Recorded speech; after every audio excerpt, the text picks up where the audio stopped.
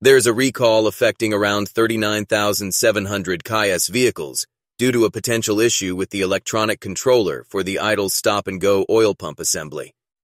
This problem may have occurred during the manufacturing process and could lead to operational malfunctions, posing a fire risk and potential injury.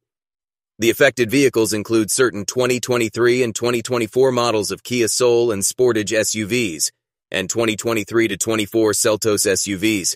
Kia dealers will inspect and replace the electric oil pump controller at no cost to owners.